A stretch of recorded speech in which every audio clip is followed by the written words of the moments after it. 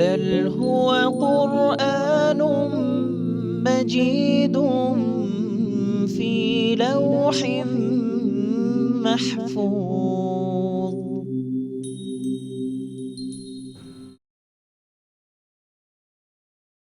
بسم الله الرحمن الرحيم.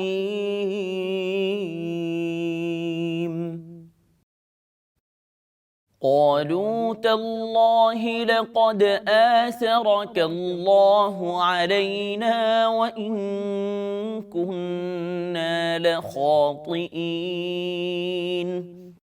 قال لا تثريب عليكم اليوم يغفر الله لكم وهو أرحم الراحمين.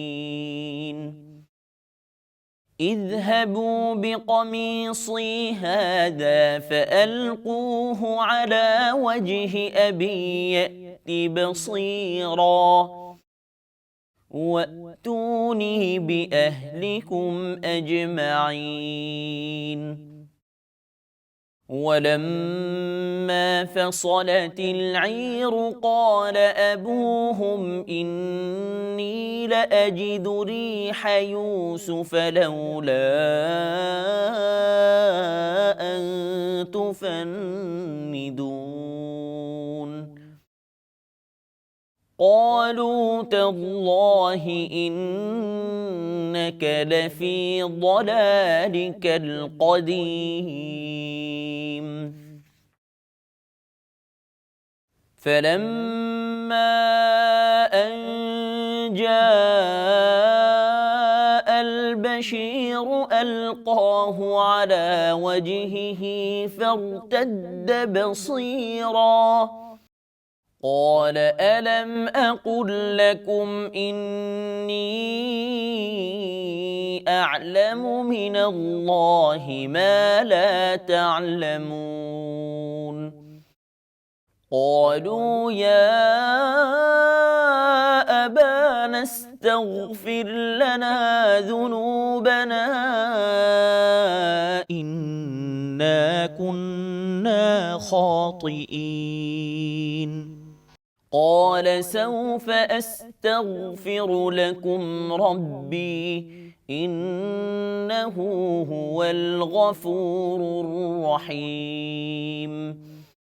فلما دخلوا على يوسف آوى إليه أبويه وقال ادخلوا مصر إن شاء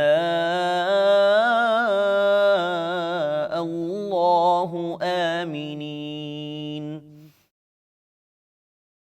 ورفع أبويه على العرش وخروا له سجدا وقال يا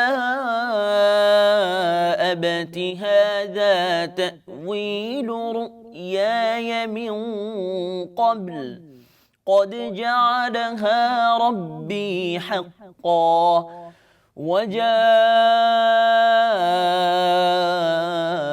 بكم من البدو من بعد أن نزغ الشيطان بيني وبين إخوتي إن ربي لطيف لما يشاء إنه هو العليم الحكيم. صدق الله العظيم.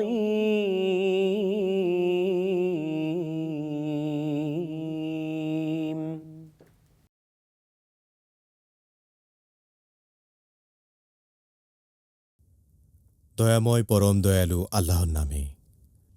উহারা বলিল, আল্লাহর শপথ, আল্লাহ নিশ্চয়ই তোমাকে আমাদের উপর প্রাধান্য দিয়াছেন এবং আমরা তো অপরাধী ছিলাম। সে বলিল, আজ তোমাদের বিরুদ্ধে কোনো অভিযোগ নাই।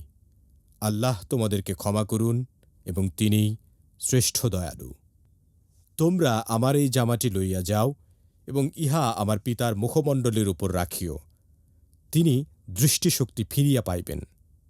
আর তোমাদের পরিবারের সকলকেই আমার নিকট লইয়া আসিও।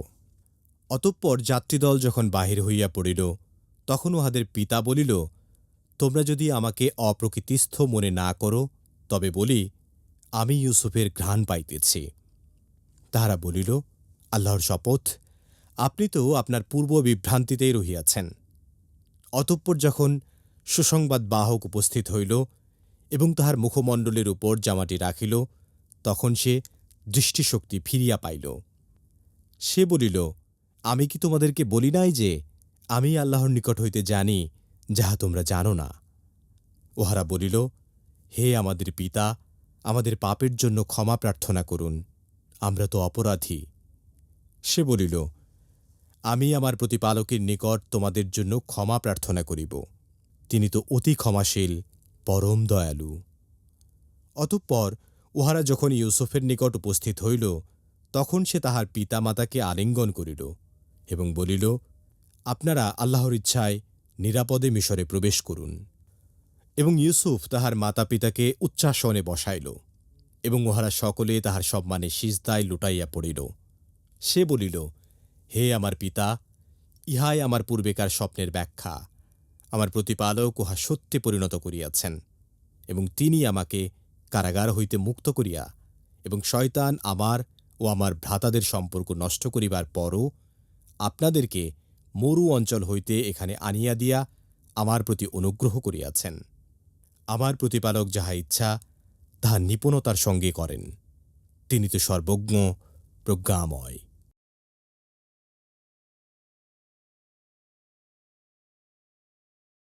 আলহামদুলিল্লাহি ওয়াকাফা ওয়াসালামুন আলা ইবাদিহিল্লাযীনা ইসতাফা, আম্মা বাদ। সুপ্রিয় দর্শক শ্রোতা, আসসালামু আলাইকুম ওয়া রাহমাতুল্লাহি ওয়া বারাকাতুহু। সময় সংবাদের নিয়মিত অনুষ্ঠান লৌহে মাহফুজ থেকে আপনাদের সকলকে জানাচ্ছি আন্তরিক শুভেচ্ছা ও মোবারকবাদ। সুপ্রিয় শ্রোতা, আমরা এতক্ষণ পর্যন্ত পবিত্র কোরআনুল কারীমের সূরা ইউসুফের 91 নম্বর আয়াত থেকে 100 নম্বর আয়াতের তেলাওয়াত শুনলাম তরজমা। আসুন আমরা এই আয়াতে কারিমাগুলোর সংক্ষিপ্ত তাফসীর শুনি। আল্লাহ তাআলা আমাদের সকলকে পবিত্র কোরআন বুঝার তৌফিক দান করুন, আমিন। সুপ্রিয় শ্রোতা, ইতিমধ্যে যে আলোচনা হয়েছে তাতে আমরা দেখলাম যে হযরত ইউসুফ আলাইহিস সালাতু ওয়াস সালাম তার ভাইরা যখন তার সামনে গেলেন এবং তার নিজের পরিচয় যখন তিনি তুলে ধরলেন, তখন ভাইরা লজ্জিত হয় এবং তাকে বলল, এবং তিনিও তখন বললেন যে যেই ব্যক্তি আল্লাহর মুহসিন বান্দা হয়, আল্লাহ রাব্বুল আলামিন তার কর্মগুলিকে কখনো বিফলে দেন না। এই জন্য আমরা দেখি ধারাবাহিক আলোচনার মধ্যে 91 নম্বর আয়াতে আল্লাহ তাআলা বলেন, ক্বালু তাল্লাহি লাকাদ আসারাকাল্লাহু আলাইনা ওয়া ইন কুন্না লাখাতিইন। তার ভাইরা তখন তাকে বলল, দেখো, আল্লাহ রাব্বুল আলামিন তোমাকে আমাদের উপর প্রাধান্য দিয়েছেন, আর আমরা অপরাধী ছিলাম, কারণ সেদিন তোমাকে আমরা ওই কূপের মধ্যে নিক্ষেপ করেছি, আমরা হিংসার বশবর্তী হয়ে, তুমি আর সেটা করো নাই। আল্লাহ রাব্বুল আলামিন তোমাকে আজকে আমাদের চেয়ে অনেক বড় বানিয়েছেন, তোমাদেরকে আজেতে মেসের বানিয়েছেন, সুতরাং আল্লাহ তোমাকে আমাদের চেয়ে বেশি প্রাধান্য দিয়েছেন। 92 নম্বর আয়াতে আল্লাহ বলেন, ক্বালা লা তাসরিবা আলাইকুমুল ইয়াওম ইয়াগফিরুল্লাহু লাকুম ওয়া হুয়া আরহামুর রাহিমিন। এখানে হযরত ইউসুফ আলাইহিস সালাম তাদের ভাইদের এই কথা শুনে বললেন, আজ তোমাদের বিরুদ্ধে আমার কোনো অভিযোগ নয়, আমি আল্লাহর কাছে ফরিয়াদ করি আল্লাহ যেন তোমাদেরকে ক্ষমা করে দেয়, এবং তিনি হলেন সকল দয়ালুদের চেয়ে শ্রেষ্ঠ দয়ালু। অতএব আমার বিশ্বাস যে আল্লাহ রাব্বুল আলামিন তোমাদের যে অপরাধ তোমরা করেছো সেই অপরাধ তোমাদের ক্ষমা করে দিবেন, কারণ তোমরা অনুতপ্ত, তোমরা লজ্জিত, অতএব আল্লাহ তোমাদেরকে ক্ষমা করবেন। সুপ্রিয় শ্রোতা, 93 নম্বর আয়াতে আল্লাহ তাআলা বলেন, ইযহাবু বিকামিসি হাযা ফালকুহু আলা ওয়াজহি আবি ইয়াতি বাসীরা ওয়া আতুনি বিআহলিকুম আজমাইন। এরপর হযরত ইউসুফ আলাইহিস সালাতু ওয়াস সালাম ভাইদেরকে বললেন যে তোমরা আমার এই জামাটি নিয়ে যাও, আর এটা নিয়ে তোমরা আমার বাবার মুখের উপর ধরবে, তাহলে তিনি দৃষ্টিশক্তি ফেরত পাবেন, এবং তোমরা এরপর আমার বাবাকে সহ সকলকে নিয়ে তোমরা এখানে মিশরে চলে আসবে। 94 নম্বর আয়াতে আল্লাহ তাআলা বলেন, ওয়ালাম্মা ফাসালাতিল ঈরু ক্বালা আবুহুম ইন্নী লা আজিদু রিহা ইউসুফ লাউলা আন তুফান্নিদুন। বলছেন তখন ওই দল যখন ওখান থেকে বেরিয়ে গেল, হযরত ইয়াকুব আলাইহিস সালাতু ওয়াস সালাম বললেন, তোমরা যদি আমাকে কোনো পাগল মস্তিষ্ক অপ্রকৃতিস্থ মনে না করো, তাহলে আমি তোমাদেরকে একটা কথা বলি যে আমি ইউসুফের সেই গন্ধ আমি পাচ্ছি। তার মানে যখন ওই লোকজন বের হলো এবং জামাটি নিয়ে তখন তারা মিশর থেকে বের হলো, তখনও 8 দিনের পথ বাকি আছে, কিন্তু হযরত ইয়াকুব আলাইহিস সালাতু ওয়াস সালাম ওই ইউসুফের সেই গন্ধ তিনি পাচ্ছিলেন, এবং যারা তার সামনে ছিল তাদেরকে বললেন যে তোমরা যদি আমাকে পাগল না মনে করো, তাহলে তোমরা জেনে রাখো যে আমি ইউসুফের গন্ধ পাচ্ছি। 95 নম্বর আয়াতে আল্লাহ তাআলা বলেন, ক্বালু তাল্লাহি ইন্নাকা লাফি দালালিকাল কাদিম। তখন তার পাশে যারা ছিল তখন তারা সকলেই তাকে বলল যে আমরা তোমাকে সেই পূর্ব সেই গুমরাহির মধ্যে দেখতে পাচ্ছে 30 বছর অতিক্রান্ত হয়ে গেল, অথচ এখনও তুমি মনে করো ইউসুফ জীবিত আছে এবং তুমি তার গন্ধ পাচ্ছ। আমরা তোমাকে সেই আগের মতোই, তুমি যেমন অবিবেচক ছিলে এবং তুমি যেরকম বিভ্রান্তিতে ছিলে আগের, সেই বিভ্রান্তিতে আমরা তোমাকে এখন দেখতে পাচ্ছি। 96 নম্বর আয়াতে আল্লাহ তাআলা বলেন, ফালাম্মা আন জাআল বাশীর আলকাহু আলা ওয়াজহি ফারতাদ্দা বাসীরা ক্বালা আলাম আকুল লাকুম ইন্নী আ'লামু মিনাল্লাহি মা লা তা'লামুন। অতঃপর যখন ওই সুসংবাদদাতা যখন ফিরে আসলেন এবং হযরত ইয়াকুব আলাইহিস সালাতু ওয়াস সালামকে ইউসুফ আলাইহিস সালাতু ওয়াস সালামের জামাটি দিলেন এবং তার চেহারার উপর যখন সেই জামাটি রাখা হলো, তখন হযরত ইয়াকুব আলাইহিস সালাতু ওয়াস সালাম তার সেই হারানো দৃষ্টিশক্তি ফেরত পেলেন এবং তিনি তখন বললেন, আলাম আকুল লাকুম ইন্নী আ'লামু মিনাল্লাহি মা লা তা'লামুন। আমি কি তোমাদের বলি নাই যে আল্লাহর পক্ষ থেকে আমি যা জানি তোমরা তা জানো না, অতএব আমি যে বলেছিলাম সেটাই সত্যি, তোমরা এটা বিশ্বাস করোনি। 97 নম্বর আয়াতে আল্লাহ তাআলা বলেন, ক্বালু ইয়া আবানা ইস্তাগফির লানা যুনুবানা ইন্না কুন্না খাতিঈন। তখন তার পাশে তার যে সন্তানরা ছিল তারা তখন বলল, বাবা আমরা অন্যায় করেছি, পাপ করেছি, তুমি আমাদের জন্য ক্ষমা প্রার্থনা করো, কারণ আমরা অপরাধী, কারণ তুমি যা বলেছো তাই সত্য, আমরা তোমার কাছে মিথ্যা প্রবঞ্চনা করেছিলাম, তুমি আমাদের জন্য ক্ষমা প্রার্থনা করো। 98 নম্বর আয়াতে আল্লাহ তাআলা বলেন, ক্বালা সাউফা আস্তাগফিরু লাকুম রাব্বি ইন্নাহু হুয়াল গফুরুর রহিম। হযরত ইয়াকুব আলাইহিস সালাতু ওয়াস সালাম তখন বলেন, হে আমার বৎসরা, তোমরা মনে রেখো যে আমি নিশ্চয়ই আমার প্রভুর কাছে তোমাদের জন্য ক্ষমা প্রার্থনা করব, কারণ তিনি ক্ষমাশীল এবং দয়ালু। তিনি নিশ্চয়ই তোমাদের জীবনের গুনাহগুলোকে ক্ষমা করবেন, তোমাদের পাপগুলোকে, অপরাধগুলোকে ক্ষমা করে দিবেন। আমি আল্লাহর কাছে অবশ্যই প্রার্থনা করব। 99 নম্বর আয়াতে আল্লাহ তাআলা বলেন, ফালাম্মা দাখালু আলা ইউসুফ আওয়া ইলাইহি আওয়াইহি ওয়া ক্বালা দুখুলু মিসরা ইনশাআল্লাহু আমিনিন। অতঃপর ওই সমস্ত লোকজন হযরত ইউসুফ আলাইহিস সালামের কথা অনুসারে ইয়াকুব, মা এবং সকলকে নিয়ে যখন ওই মিশর অভিমুখে গেলেন এবং মিশরের সীমান্তে যখন গেলেন, তখন হযরত ইউসুফ আলাইহিস সালাম এগিয়ে আসলেন এবং এসে তাদেরকে অভিবাদন জানালেন। ক্বালা দুখুলু মিসরা ইনশাআল্লাহু আমিনিন, বলেন নিরাপত্তার সাথে আপনারা মিশরে প্রবেশ করুন, আপনাদের আর কোনো অসুবিধা হবে না, কোনো ক্ষতি হবে না ইনশাআল্লাহ। 100 নম্বর আয়াতে আল্লাহ তাআলা বলেন, ওয়ারাফা আবওয়াইহি আলাল আরশি ওয়া খাররু লাহু সুজদান।